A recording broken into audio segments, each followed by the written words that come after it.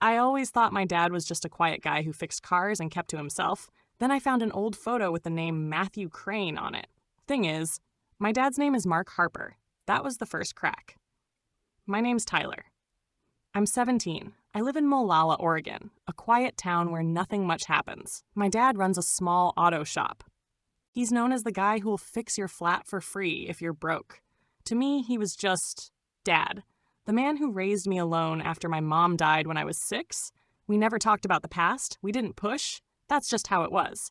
But after my 17th birthday, he started acting weird. Locked away in the garage. No music, no tools, just silence. Then I found it. A photo, buried in an old envelope. 5 people standing in front of a building. One of them looked exactly like my dad, only younger. Smiling in a way I'd never seen. The back said, Matthew Crane, 1989, Seattle. Matthew, not Mark. I didn't ask him. I just kept the photo and started looking at him differently. Then a man came to the shop, slick jacket, mid-50s. He called my dad by his real name, Matthew Crane. Dad froze.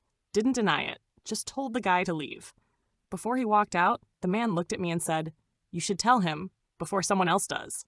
That night, I broke into the red cabinet in our garage, the one I was never allowed to touch. Inside, 2 passports, same birthday, same photo, different names, court papers, letters, and a newspaper article from 1991. Seattle man escapes sentencing after mistrial. Investigation continues. My dad, or whoever he really was, I felt like my life cracked in half. A few days later, I called his sister, Aunt Denise. Asked one question, "Is his name really Matthew Crane?" She paused, then said, "I knew this day would come." Turns out, he was involved in a violent fight, defending a woman named Dana from her abusive ex. The guy ended up in the hospital. The case went to trial, but fell apart. He ran. Changed his name, started over. I confronted him. He didn't lie.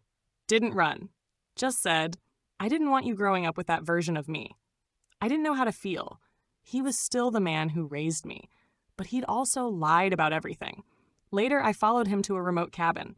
He wasn't alone. Dana was there, sick, dying, and still grateful.